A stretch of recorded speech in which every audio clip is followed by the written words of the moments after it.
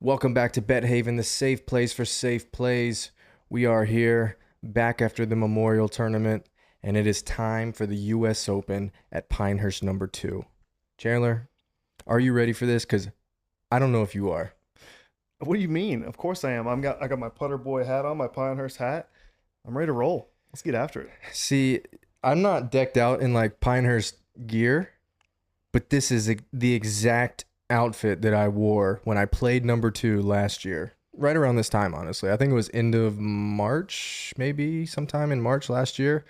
Played Pinehurst number 2 from the back, not the U.S. Open tees, but the Yeah. back tees, 7,000 yards. And let me tell you, that course is a son of a bitch. I am shocked to hear that you didn't play the senior or lady tees. But They're not called the lady tees, man. They're called the red tees now. well, how did it go? What did you shoot? I shot 92.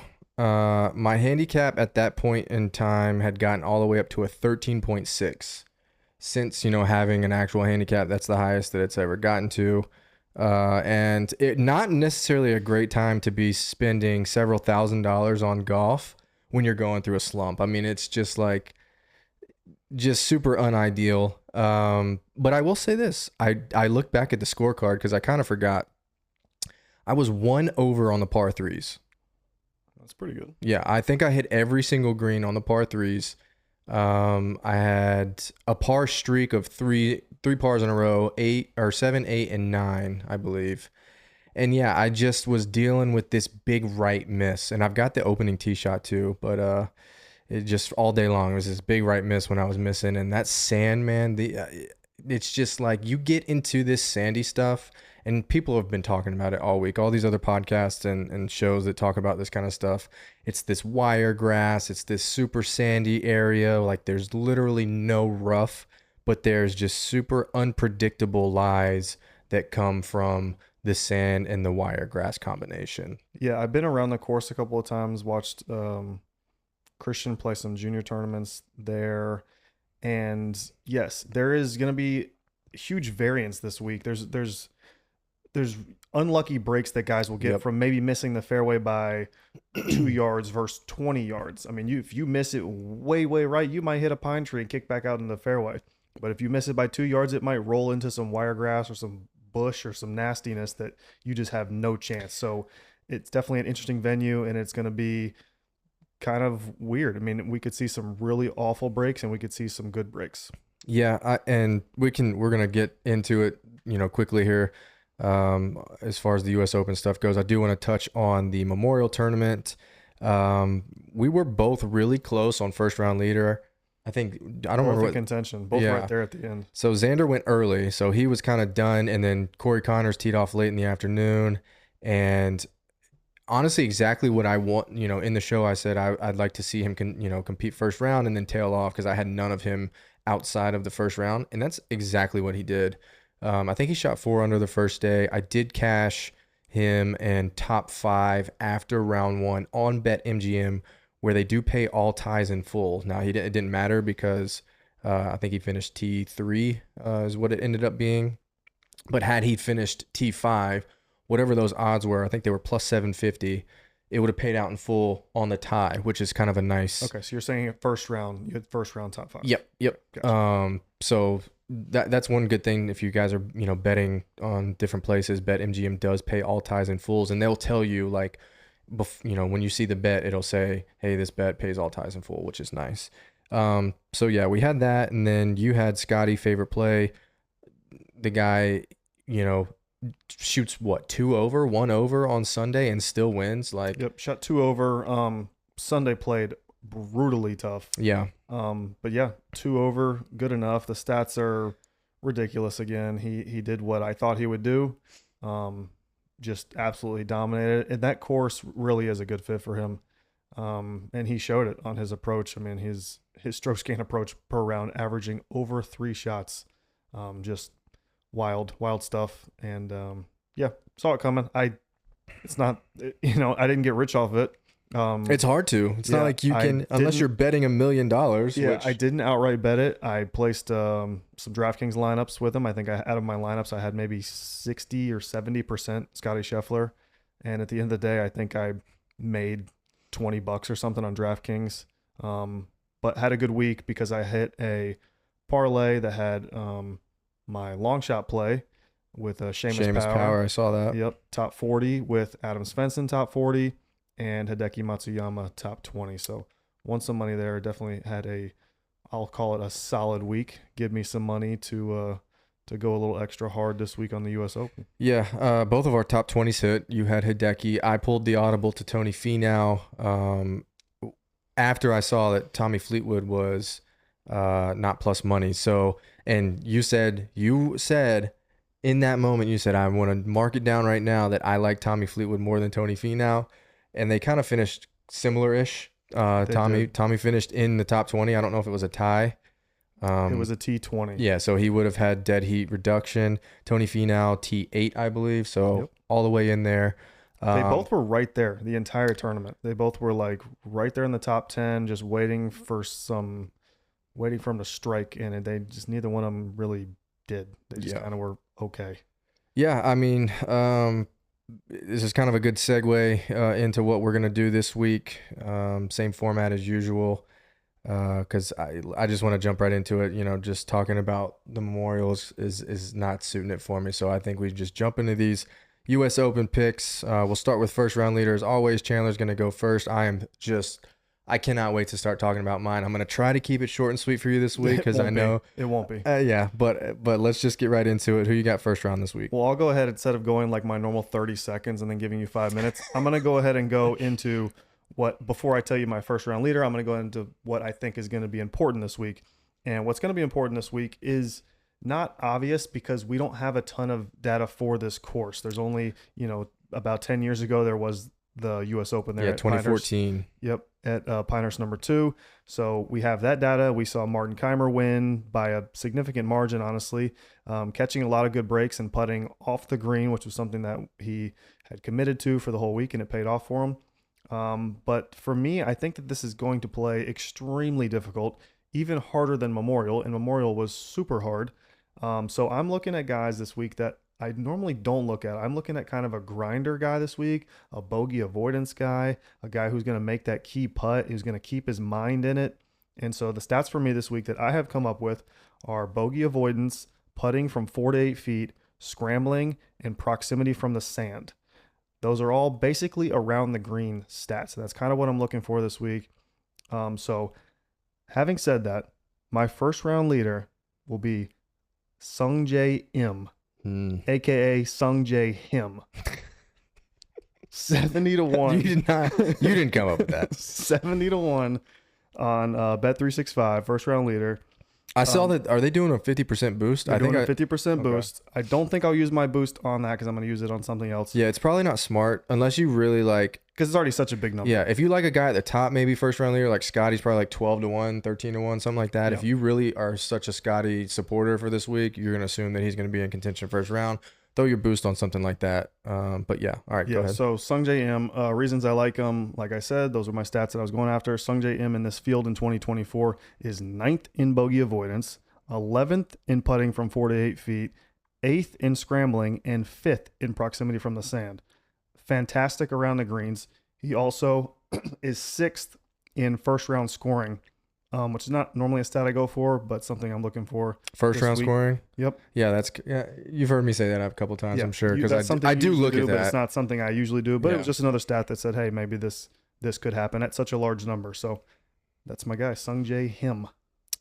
Okay, Sungjae Im, 70-1, first round leader for Chandler. I'm gonna go with Tony Finau. Listen, Tony Finau. This is Tony Finau week. Are you just gonna pick Tony Finau first round favorite play, top 20, top 40? No.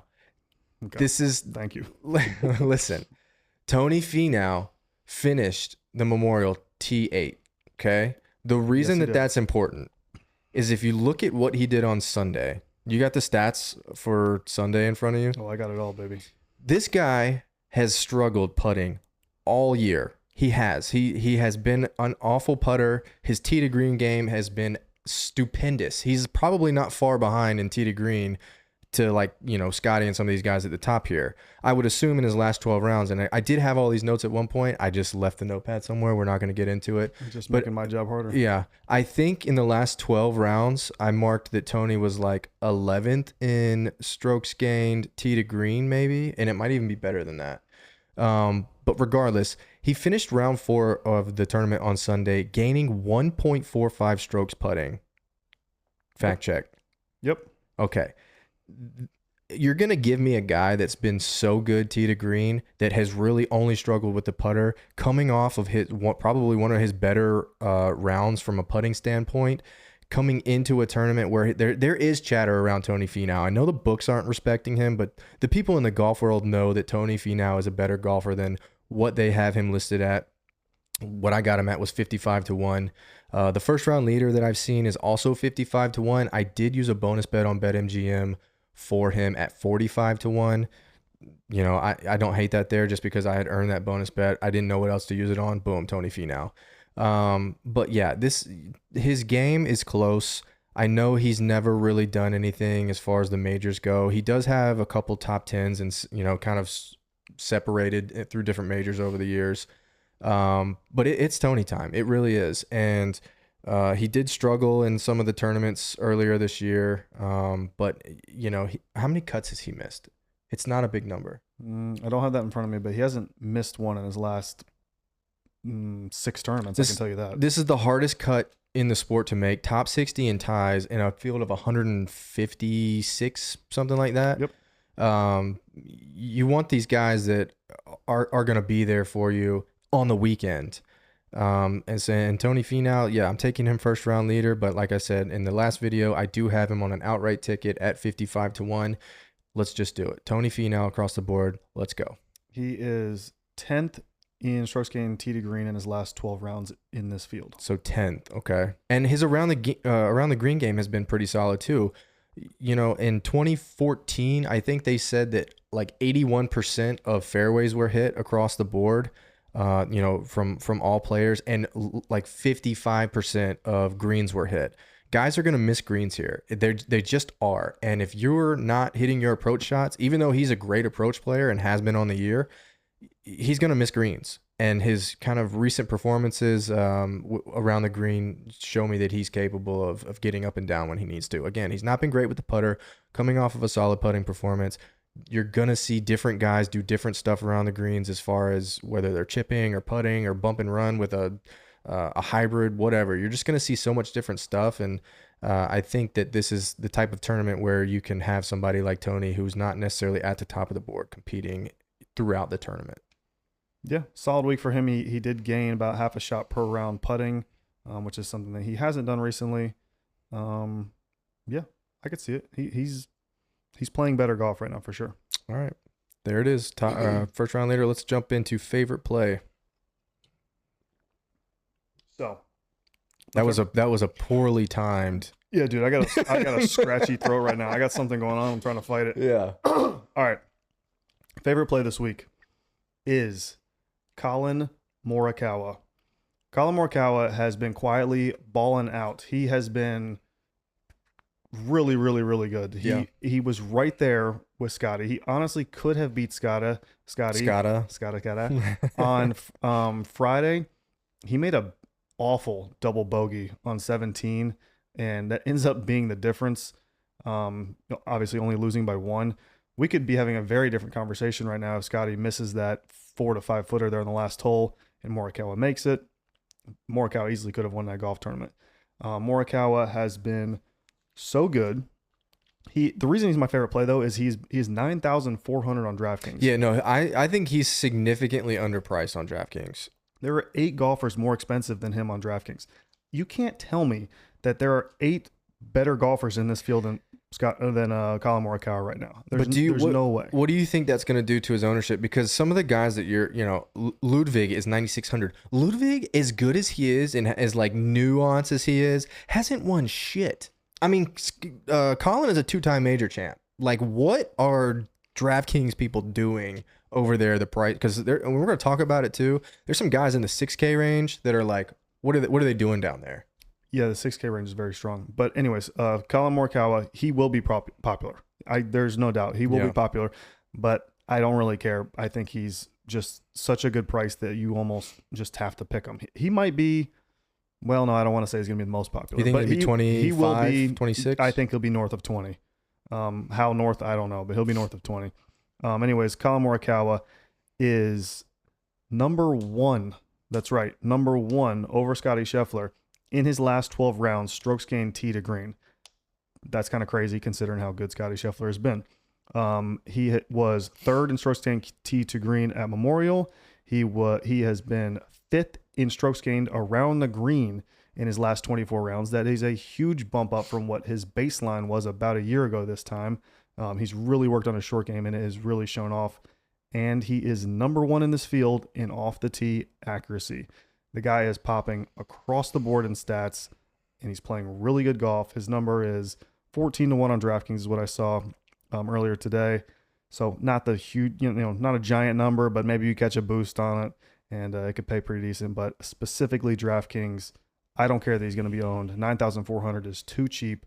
So my favorite play this week is Colin Morikawa. Are you worried about his mental at all? Because No, yes, he's I been think playing well, but you do see him at times kind of when it falls apart, it falls hard. it can, but he has been consistently strong now. I gave you some last 24 round stats, and he's in the top 5 in several different categories from around the green to off the tee. He's proven that he is solid right now, and it's kind of weird that some of his interviews I've seen, they talk about how good some of these other guys have been, and he almost gives his response is almost like, I don't care, I want to win, which is kind of rare nowadays. You don't really see that. Normally it's like, oh yeah, he's amazing, he's the best golfer in the world. And when they ask Colin about it, he's kind of like, yeah, he's good, but I want to win too. And I love that. I think Colin is, if you had to say who's the hungriest golfer right now, I'd say it's, for this specific tournament, I'd say it's Rory and then possibly Colin Morikawa. Yeah, no, he definitely shows like a little bit more competitive edge than he has. Yes, he's got that kind of swagger about him where he just wants to beat you. And, some of these guys have it. Some of these guys have it and maybe don't outwardly show it. But, I think Colin and Rory are two of the ones that I think are both extra hungry to win right now. And but anyways, Colin Morikawa, he's my favorite play. All right, I've never done this before, but I'm doing it this week. Favorite play, Tony freaking Finau, okay? And no, I'm not doing him top 20, top 40, I promise. But I tried to sit down and I tried to think of somebody else, and I just can't. I can't do it. It's lazy. It's not lazy. I said that to you before because you've done it before. I cannot get off of, it's like I just said. You're taking a guy that has all season long hit the ball tee to green so well. Now he's starting to show life with the putter.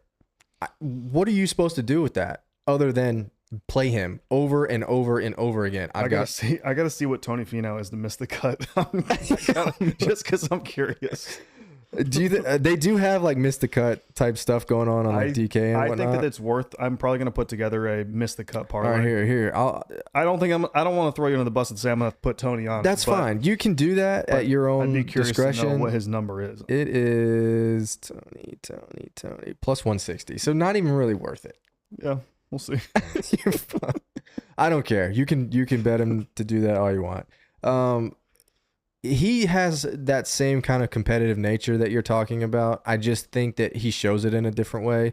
He's a much more friendly golfer than some of the other ones that are kind of just out for themselves. I'm not saying Colin's like that, but I do agree that like in interviews, he definitely is not going to like jump on top of a reporter's comment about how good somebody else is. He's just going to kind of bounce it off of himself. Yeah, he's going to say basically next question without Tony's not like that. So, but he is hungry. No. I mean, we used to call him T5 Tony because when he kind of was in his hot streak of, playing extremely well, he was never able to pull through.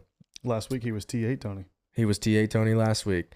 I think that it's coming. I don't know how it's going to come, but the US Open kind of does present an opportunity for first-time major winners. We've seen maybe like 6 out of the last 8. So I don't know the exact stats off the top of my head, but I know that we've seen a lot of first-time winners here, and I just think Tony's got the chance. I think he's coming into himself a little bit as a professional, in both, you know, who he is just as a person and as a player. So I'm excited to see what he can do this week, and I'm excited to see him in person because I'm gonna be sweating that first round leader on Thursday, and it's gonna be 90 degrees out there in Pinehurst. I'm gonna be sweating it in more ways than one, more than likely. Yeah, I got a feeling The transfusions are gonna be flowing, Yeah. but I need to make sure that the water's coming on the top. funny of it. thing is we're both probably gonna have several like first round leader bets pending, and we're gonna be wanting to follow all these guys, especially if somebody gets hot and we have money on them, and we're not gonna want to go home, but there's a chance that they're gonna want to maybe go home if they're like over it, like okay, it's 5 o'clock, it's time to go home. Yeah, no, I'm gonna So I guess probably we'll have to do feel it like out. I'm probably gonna look at the board for matchups and do some two balls, like Matchups, okay. for early guy. Like I expected to get there. I expect to get there pretty early. I haven't looked at the tee times. We need to come up with something that we're both like feel good about. Yeah, and we'll put it out into the atmosphere too. Like Yeah, we can. You can put it on Instagram or something. But we need to come up with something that we're gonna ride together. But yeah, I'm probably gonna have honestly like several first round leaders because we're gonna be there on Thursday. So you're just gonna be like, you gotta have 10 first round. that's gonna be like my Sunday. You know, like when you're there on Sunday, you're like sweating. Like who's gonna win this golf tournament? No, not me. I'm there on Thursday and I'm sweating. Who's gonna be winning at the end of the day? Well, and I'm okay with that too because I've only got one outright. Well, actually, I didn't talk about this. So I bet Tony Finau at 55-1. You've talked about that. Trust me. I'm not done. After the Memorial, I looked just because I was curious to see if they were going to give me a cash out option on that ticket. They did for $9.82, which is obviously less than the entry. So then I went and looked at his current odds, 70-1 after the Memorial Tournament. I jumped on that so fast. You have no idea. I bet him again. I have 2 outright tickets on Tony Finau. And guess what? I did the same thing for Max Homa at the Masters. I had him at 50-1, and then they pushed him to 70-1. So just so we're clear, your strategy is to bet a future. And then when that tournament comes around and you realize you have a crap number, you double down on that. All right, listen, 15 points. Yeah. And you know what? It's back down. It's back down to like, I think it's back down to 50. That's a bold strategy. Anyways, there was no reason for it. There was if he finished like T50 or even missed, whatever, I could see them jumping the number that much. But from an equity standpoint, it made no sense. And I just was like, all right, I'm back in. I don't care. So is your number now 4 figures if he wins? Yes. Okay. It was 4 figures at 55. Okay, well, there you go. Okay. I wasn't sure. Yeah. We're approaching 5 figures. Okay. Right. So when he wins, everybody's going to know about it. It sounds like it might be 5 figures if he's first round and then wins. I mean, we're getting close. We're sneaking. And then you throw in like maybe a little DFS that I'm sure you're going to have plenty of. Yeah, no, he's across the board on DFS. So yeah, no, we're probably into the fives at that point. Gotcha. Yeah. So yeah, we'll see what happens. But yeah, no, I'm excited to follow him around. I don't know what his tee time is yet, but we'll cross that bridge when I get to it. I'm excited to see him too. I'm probably most excited to see Bryson, which I don't know where you're at, but to see Bryson in person rip a couple drives, I really want to see that. Okay, so well then let's jump into top 20. Okay. I guess we can say that for the end of the show. Well, I was thinking that maybe you had Bryson top 20. I do not. All right, let's hear your top 20. My top 20 is a guy that is not going to be ripping drives. And that's the little lefty, Brian Harman. Oh, God. Did you see what he did on Sunday? Yeah, he had a tough day. He had a tough front 9. He actually brought it together. Yes. He made a triple on the front, which those hurt. I'm very aware of those. Yeah. But he, I think he was maybe 3 under or 2 under on his back 9, which again, it played super tough, like crazy tough. The amount of under par rounds, I think there was, I can look at it. 1, 4, 6, 2, 6, 3, 4, 5, 6. I know my stuff. Well, we'll see. Brian Harman, top 20, is plus 360 on DraftKings this week. He is plus 360. Plus 360. That's a pretty big number for a top 20. Yeah, that's a big number. 6,900 on DraftKings. Also love that. Same stats I mentioned earlier on Sungjae Him. Bogey avoidance, Brian Harman 6th in this field. Putting 4 to 8 feet, Brian Harman 8 in this field. Scrambling 5th in this field, and proximity from the sand, number 1 in this field. He also, I feel like we get lost on Brian Harman. He won the Open less than a year ago. Wait, pause. You said plus 360? Yeah. He's currently plus 300 on DraftKings. Damn, I should have jumped on it. Yeah, I'm telling you, it was kind plus of 360. That's a dip. Yeah. They must have heard me talk about him just now. That's a live update. DraftKings is watching. So anyways, he recently won a major. And a major that you could almost, Pinehurst is such a weird, not a weird. It's not a just an typical interesting US course. Open. Yeah, it's not a typical like, okay, let's make it 8,000 yards and let's let the rough grow to your kneecaps. This is going to be a different type of course than most US Opens, kind of comparable to a British Open or the Open, which Brian Harman won last year. Right. So anyways, Brian Harman also 2 starts back at the Charles Schwab Challenge, was second in approach in that tournament. So he's shown some form recently. Obviously, we mentioned he didn't really struggle at Memorial. He was fine. Gained around the greens, which is going to be important. What about on the greens? I feel like his putting was horrible one round. Maybe the opening round. Yeah, it was only like random rounds for the tournament though. He only lost a little more than half a shot. Look at his final round. I want to say he lost like almost 4 strokes putting. No. There's no way. 4 is a massive number. Yeah, no. Look at round 1 then.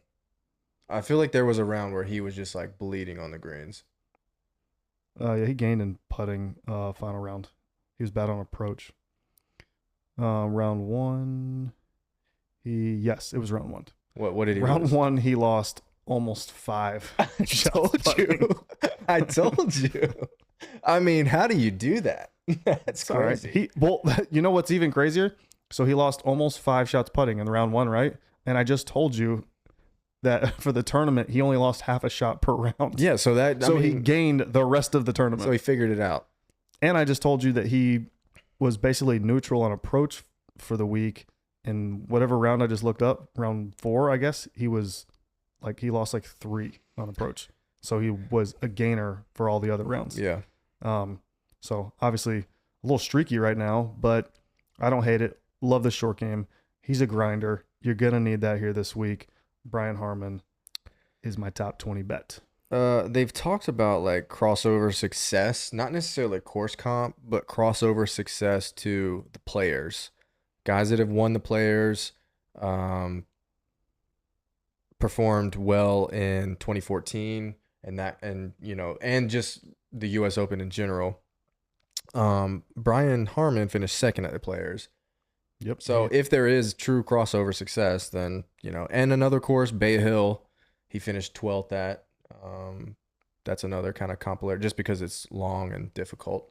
Mm-hmm. So, yeah, I mean, I could see it. Good US Open track record, too. I mean, I guess this, like I said, this is a little bit different of a US Open. Yeah, but even it kind of shows more about the moment than necessarily the course. Yeah, and even given that, like, Brian Harman is not a bomber, his last couple US Opens, 43rd, 19th, 38th. I mean, he's not a long hitter, but yet he still has survived US Opens, which tells you that he can play tough golf courses good. He might even be better suited because I got a feeling that they're gonna just dry this bitch out and it is gonna just run. Well, we haven't. Trust me, I'm very aware. We haven't seen a lot of rain around here.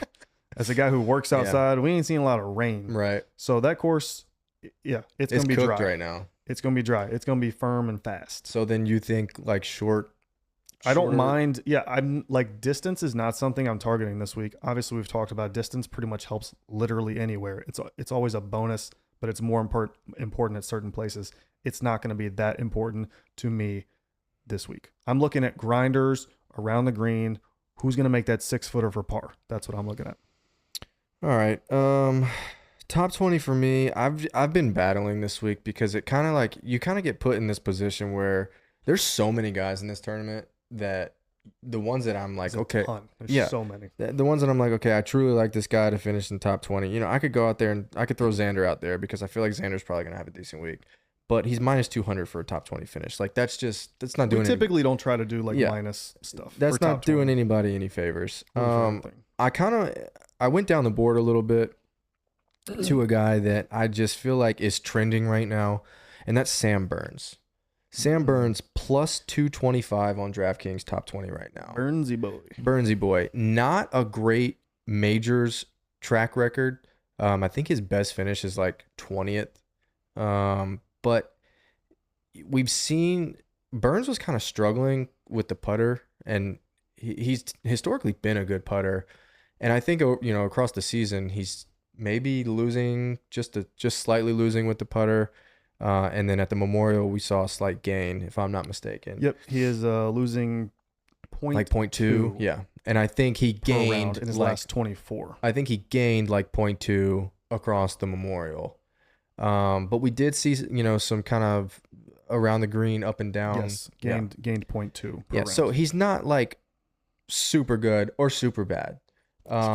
He's only had 2 missed cuts this season, and I want to say, I don't remember which tournaments they were, but one of them he was like bleeding with the putter, and the other one it was really bad on approach. He missed the cut at the PGA Championship when he was horrible with the putter, right?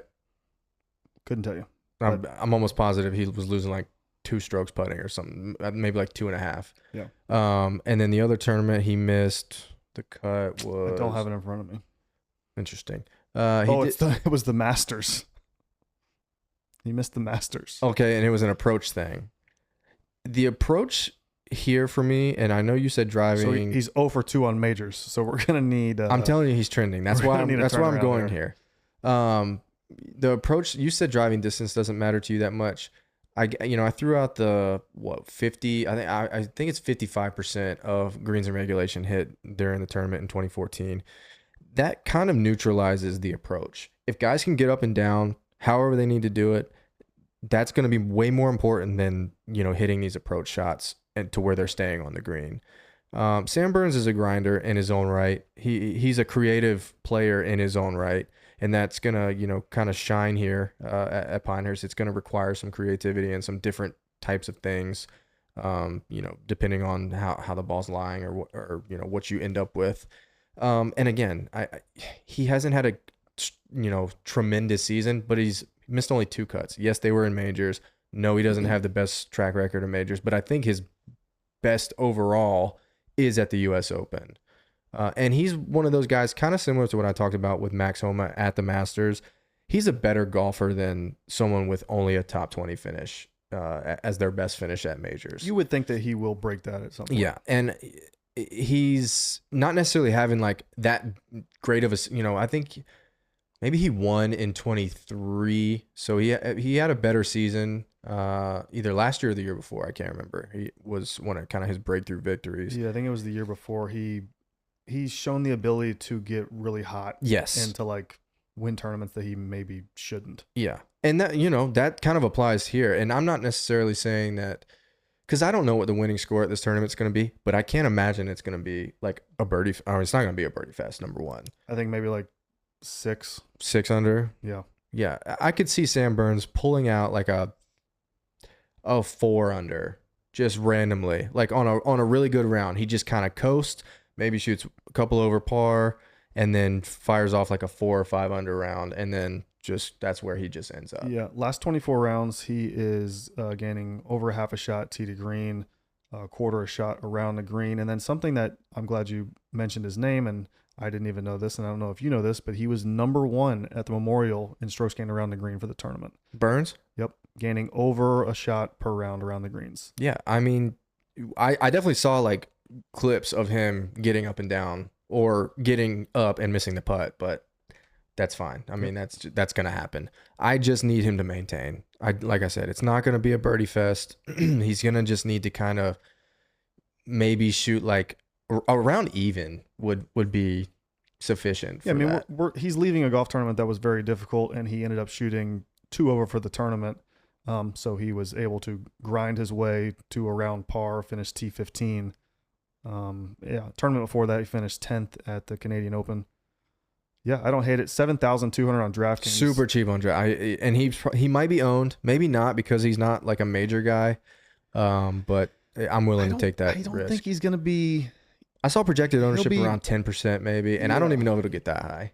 I could see 10 to 12 or something like that. It's going to be, yeah, it's not going to be crazy owned, but people won't completely skip over his We'll name. get updates tomorrow on projected ownership and kind of a more realistic image of what that's going to look like. If he's anywhere in like the 8 to 9 range, I mean, I'm already probably going to have him 100%, but that's gonna pretty much secure it for me. Him and Tony Finau. Yep, Tony Finau, Sam Burns. Start your lineup right there, and you got plenty of money to work with. You guys will know immediately whether Daniel had a good week based on what Sam Burns and Tony Finau do. You start Tony Finau and Sam Burns, and then I'll have Scotty a couple of places, but he's not as fun. He's not as fun to get behind at 13K on DK and 3 to 1 because on it doesn't the board. even guarantee success. Me having him almost 70% out of my lineups, and I still barely cracked even on my lineups just because I didn't have as the winner. Because I didn't have Hadwin. Yeah. Basically, it's like, dude, I don't know. I had Morikawa on some. I had Tony on some. I just guess I didn't have him enough. To get that perfect combination. But whatever. All right, top 40. We did long shot last week because of the shortened field. We got a full field this week. Top 40. Let's run it. Top 40 is also kind of a long shot for me this week because I have placed an outright ticket on this guy. What? I did it on FanDuel. Make sure you guys are using FanDuel. Has a top 20 promotion. You get your bet back up to $25. So if they finish the top 20. Is that the winner insurance? Winner insurance, top 20. Yep. You get your up to $25. So I went ahead and did the full $25. So if this person finishes in the top 25, I'll get my money back. Or finish in the top 20, I'll get my money back. $25 to win $5,500. Let's go. Akshay Bhatia. Akshay Bhatia, 6,500 on DraftKings from North Carolina. I can tell you for sure he has played Pinehurst many times and has played a ton of junior tournaments there and even won some junior tournaments at Pinehurst. He is familiar with the course. He's familiar with the clubhouse. He's familiar with the grounds. He's not going to feel out of place at this golf tournament. He's going to feel like he belongs. Playing also with a little extra motivation for Grayson Murray. I feel like Akshay at that number is just silly. There are not that many golfers. What's the number? It is plus 22,000. What? I think that checks out. Yeah, plus 22,000 on FanDuel. Like I said, $25 for $5,500, whatever that math works out to. That's what it is, or what it was as of yesterday. Akshay Bhatia, of the guys who made the cut at the Memorial, he was number 1 strokes gained off the tee. And that's kind of really, really, really impressive to me because think about the guys that were in that golf tournament and think about the guys that stripe it off the tee, and he still beat them all. He beat Scotty, he beat Morikawa, Victor, all these off the tee, legends. He beat them all. Scotty played in that tournament? At the Memorial? Yeah, I'm saying as of last week. I thought you were talking about the tournament that he won. No. Gotcha. This was last week. Akshay Bhatia, number 1 strokes gained off the tee for the tournament, averaging 1.14 strokes gained off the tee per round. That's just impressive stuff. He was right there the whole he shot 4 over in his last round, which pushed him to T22 or T22. But he was right there and that's inside the top 10 for majority of the tournament. He was basically even everywhere else. Strokes gained tee to green, almost a shot per round gaining. But putting was basically neutral, around the green, neutral, approach, neutral. So really just off the tee.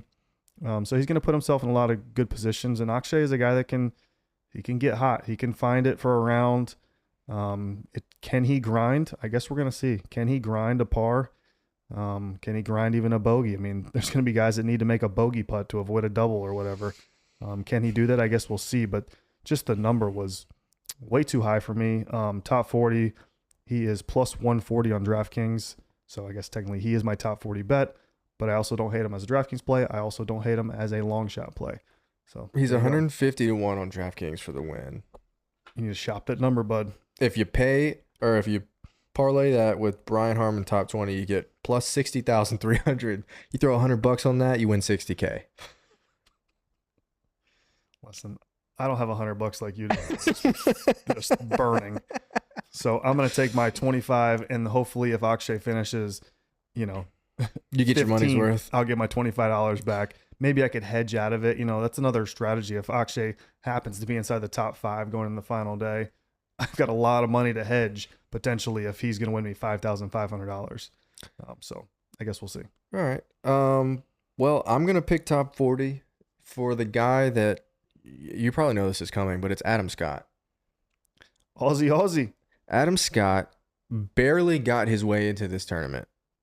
He lost in a playoff to Cam Davis, almost lost his however many was it, like 86 majors that he's played in a row. Almost lost that streak. I think, and I haven't confirmed this, but I saw somewhere that the official World Golf Rankings pulled Grayson Murray out of the official rankings and it dropped Adam into the top 60. That is unconfirmed information. I think that might be true. I think that might actually be exactly what happened because he made it off of his official World Golf Ranking, not off of a play-in. I guess like a withdrawal from somebody else. He wasn't like an alternate. He wasn't able to because he was an alternate, but I don't think that's how he got in. Somebody else was an alternate from Sergio. Sergio was the first alternate. Yep. Well, and now Rahm WD, so there's somebody else who's going to get thrown in there. I don't know who the other alternates are, but yeah, Rahm is just. Go ahead with your Adam Scott. Yeah, Adam Scott. We can go into that later. I really wanted to play him at the Memorial, and it was a stats, and I don't have them in front of me, but this is strictly based off of, okay, I didn't have the opportunity to play him at the Memorial. We're going to another golf course that has length and difficulty. It's different, but it's, in a roundabout way of speaking, it's the same. He also played this tournament in 2014, and I want to say he finished top 10.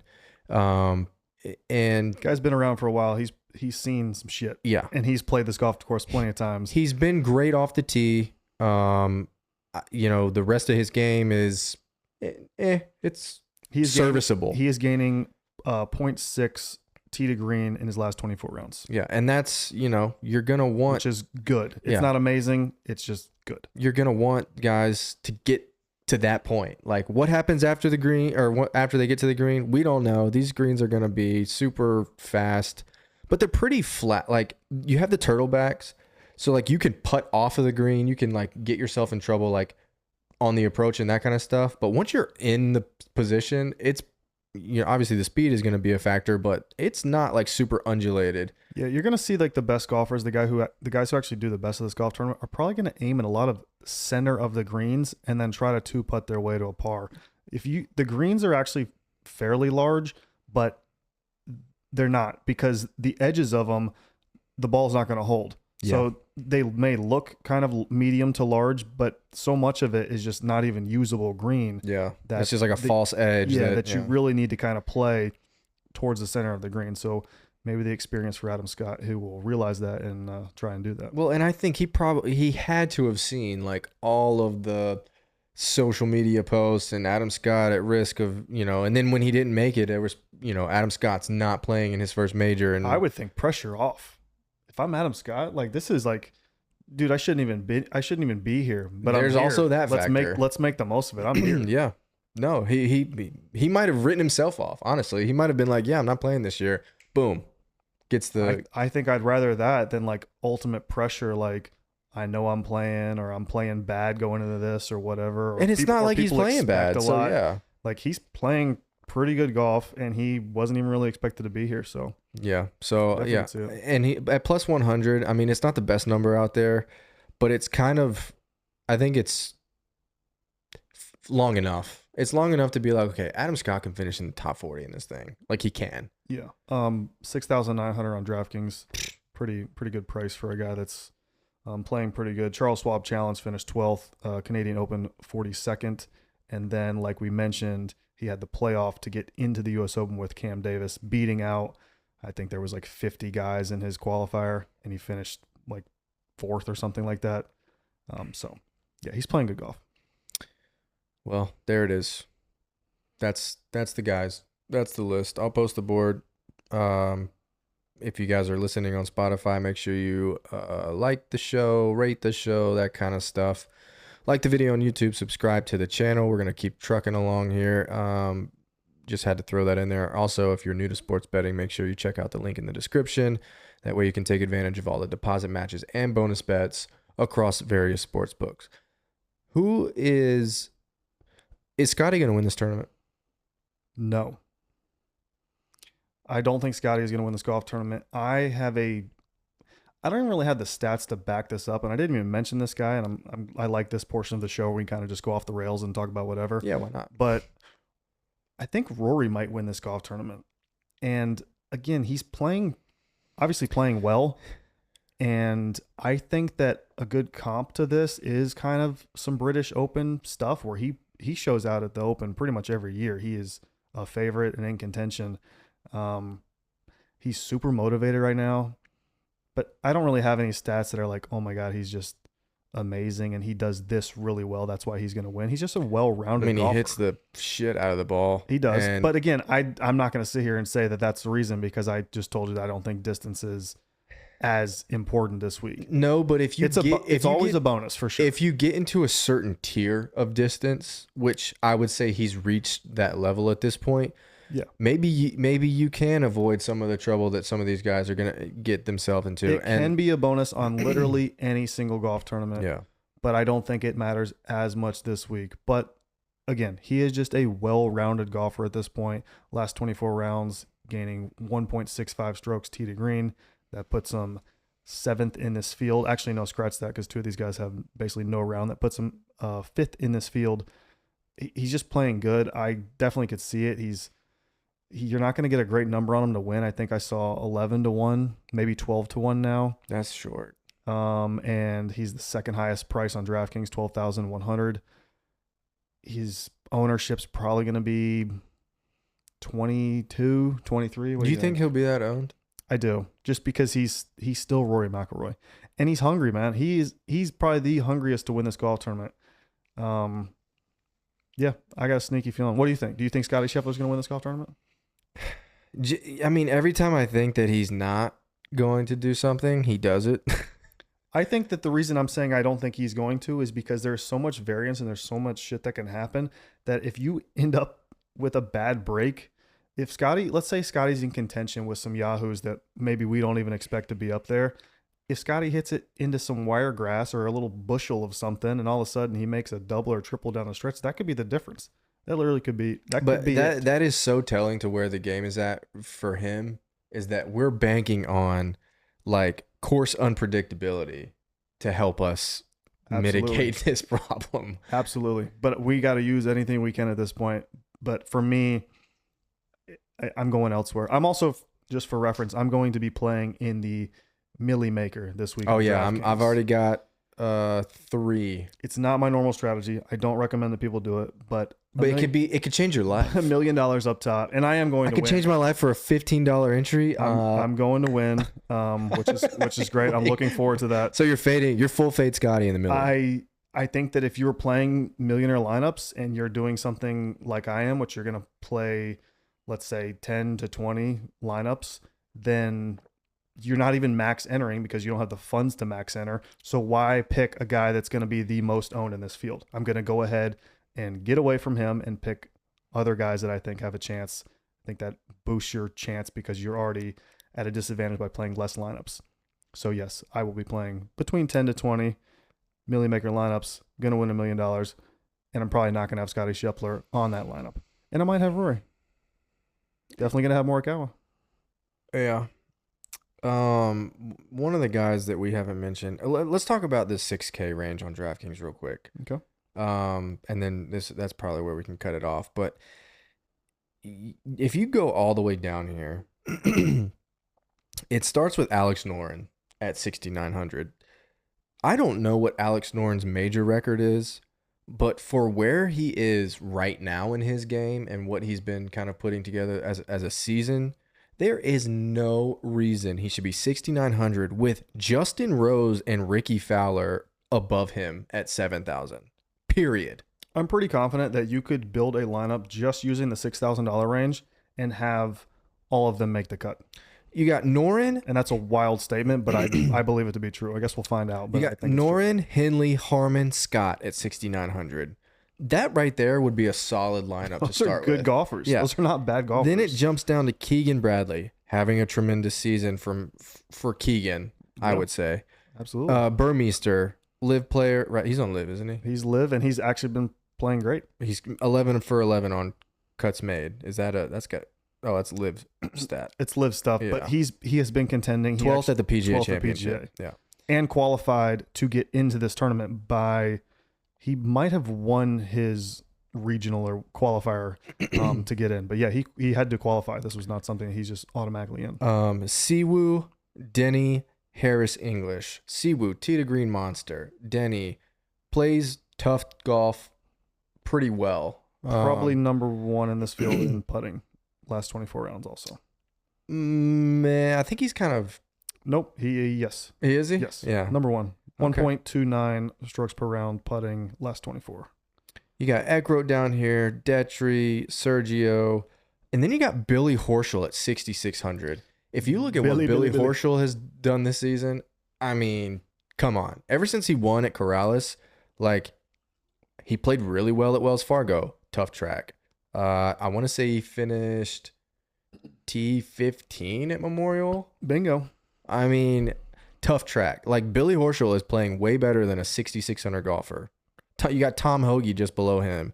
Akshay at 6,500. Sepp Straka, who I've heard his name 1,000 times this season across different tournaments.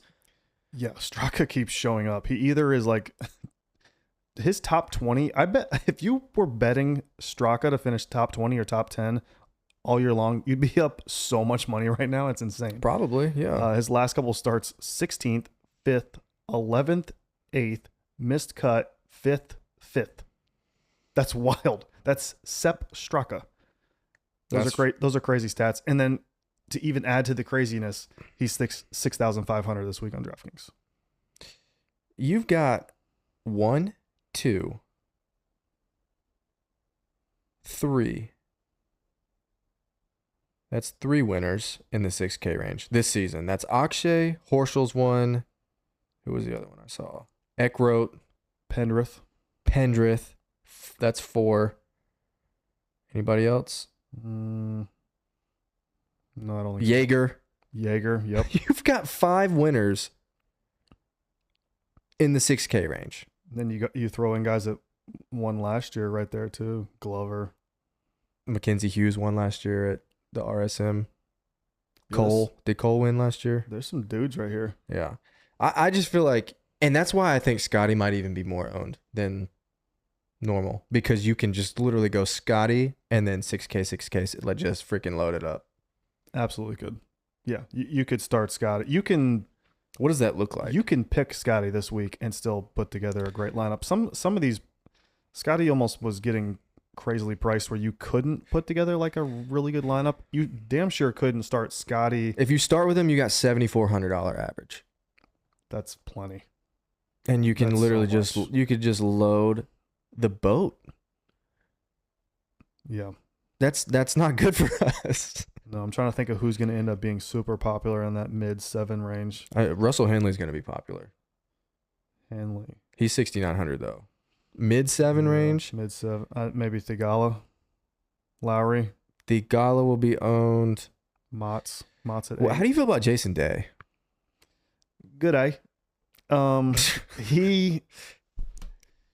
Yeah. Yes. I like Jason Day a lot this week. Yeah. Unfortunately. Yeah, it's weird because he's a tough click, but he's an around the green guy. He's a putting guy. That's where I'm at with it. Like I said, I don't care that much about approach, and that's kind of been his. Yeah, he's a grinder. So he's gonna figure it out. He won't quit unless he does quit. So unless he has a vertigo attack, that's why I'm saying that. Oh yeah. True. Yeah, I don't know. He's a tough click for me, but I think probably because I've just been burned by his WDs like 3 years ago or whatever that was. But yeah, I could see it. He's around the green guy. Yeah, I'm trying to think of who else in this. I mean, what there's about like Dustin? there's like nobody in this range, Is honestly. Dustin gonna be clicked? This is a bear range. People go with Dustin, nobody deserve. I mean, does he deserve to be clicked? He remember he made the cut of the PGA on the number, and ended up 43rd. Yeah, not going to do it Miscut for at the me. Masters. But his U.S. Open history, damn. What is it? Starting in 2019, going up 35th, 6th, 19th, 24th, 10th. That boy in U.S. Opens go to get like. But peanut what's the butter and rest of jelly. his major history look like? I mean, he's got to win at the Masters, obviously. What else? Is that his work? Because honestly, that I was expecting to hear like a lot of top tens. Has Dustin? Well, there's one in there. Well, two technically. Has he won a U.S. Open? I feel like he has. Am I just making that up? I thought he won Masters and Definitely won the Masters. the Open Championship. Didn't he win that? I don't think so. Might have been the U.S. Open. I don't know. Anyways, he even on Live, like he's not like he finished. They just played a tournament in Houston. He finished 13th. That's fine. I think Brooks, who won that tournament? Carlos Ortiz. Carlos Ortiz, that's right. Brooks shot a third round 65. Yeah. I don't know what to do with the Live guys. Maybe Bryson because, you know, I'll tell you, for me, it is Brooks. If this course is going to be super difficult, like I believe it to be, I want a guy that can make the putt when it matters. If you think back to when Brooks was playing his best golf and winning these majors, he was always making that 10-footer. yeah, he was clutch. He made that 10-footer when it mattered the most. And I feel like there's going to be several moments in this golf tournament where you're going to need to make that 10-footer, whether it's for birdie, par, or bogey, whatever. You're going to need to make that putt. And Brooks is the guy. Obviously, as far as the Live guys go, Rahm's out for a jam toe or whatever he's got. Just soft. His little piggy, went to the market. Shit, dude. How do you? Dude, I don't even know, man. He's got a cut toe. He's got no. He WD'd off of a cut toe. Someone said it's a blister, and then someone said it's a cut. I don't know which one it is, but apparently it's infected. Dude, rub and some it's dirt swollen, on it. and he can't properly heal because when you have an infection on your foot and you cover it with a sock, and obviously you start sweating, create moisture, and that creates spread infection. The swing that I saw on Twitter where he like swung and then like immediately winced and everything, and people were like, oh no, Rahm injury. It looked like something was like really wrong. Like the dude threw his back out or like tore his knee up or his ankle or something. No. He cut his widow toe. So like, dude, and then we're WDing too. I don't know, bro. Just he's soft. He's got that money now. He's gonna go. He doesn't care. Sit on his yacht. He doesn't care. Watch and there. But anyway, as far as the other Live guys go, Bryson for me is a no-go. Not because I think he's bad or anything. I think the bubble has to burst. He's 10,100. He is the fourth highest priced guy on DraftKings. Well, it's because he finished 6th at the Masters and 2nd at PGA. Like, Yeah. we're coming off of two really But if solid. you had to tell me, those are two, like, I don't want to say perfect course fits for him, but pretty good course fits, especially the PGA. This is, for me, is not going to be it. The guy's literally going to have to chip with a 6-iron. Because his clubs are all the same height, he's not going to be able to like finesse any little chips up there. He might just putt him off the green, which could be a good strategy for him. I don't know. But his clubs are all the same length. Chipping with a 6-iron basically is not going to, the length of a 6-iron is not going to work. I don't think it's going to work. I could be totally wrong and I could look like an idiot. He's been But it's doing this not for gonna so work. long with those clubs. I mean, you feel like he's had to have For me, gotten used to it and found a way to the price, the ownership, which isn't going to be insane, but now that Rahm's gone from that range, it'll probably get a slight boost, maybe up to 15%. I ain't doing it. If I'm clicking somebody in this range, it's Brooks. I'm trying to think of the other guys. Cam Smith. What do you think? I don't know. I've seen a lot of good fit, maybe. Yeah, no, it's definitely a good fit. I just feel like the ownership's going to be out the wazoo. I mean, Yeah. was he 8,700 on DK? Yeah. He also his last live tournament was bad. Yeah, he's a short game specialist, and that's what's going to be required here. Like I said, with these missed greens. I don't know, dude. I've literally heard so many people talking about him, and when I start hearing buzz like that, it just scares me. It scares me, especially when guys are not at the top of the board. it's like, okay, that's just, I feel like I'm asking for trouble. So So are you on another guy I've heard a lot this week that I actually do like is Tommy Fleetwood? no, I'm actually not on Fleetwood that much. Not on Fleetwood. Perfect. I don't hate him, but I mean, he could probably throw together another top 20. Like that's not out of the question. Yeah. I just feel like 8,500. If he throws up a top 20, that's keeping it moving. It's not like out of the park, like amazing, but no, it's keeping your lineup together. The build that I'm looking for on DK just doesn't really put me in that range. So, yeah, and I'm not like, I'm going to have my bets that we've talked about, and I'm probably not going to do anything else because, again, I'm just kind of really all in on the Finau stuff right now. And I've been kind of like thinking about like strategy and whatnot. Like if they offer a cash out, like if Tony gets off to a hot start, let's say he gets off to a really hot start, do I cash out one of those outright tickets? No. You just let it all go? Yeah, what you do is if he gets to Sunday, because your cash out's not going to be big enough. They won't, like, even if he's in first after the first round, like, so let's say, I don't know what you have on it, but let's say you have $25 on it, your cash out's going to be like $75. Like, no, you're better off to just let that ride. And if he gets to Sunday, that's when you start hedging. You start looking at whoever's with him. By the time they get to hole 7, 8, 9, somewhere in there, you start throwing a little bit on that guy. That's the strategy. But we need to drop a video on like the hedging stuff, and yeah, because I wish we were gonna be there on Sunday. Yeah, your cash out's not gonna be enough. Yeah. Well, like I said, Thursday's gonna be my Sunday. Yeah, first round leaders, baby. Let's so ride. Make sure you guys are on the lookout. We'll probably be posting some stuff. I think I'm gonna bring mics, get us mic'd up, walk the course, do random stuff out there. Yeah.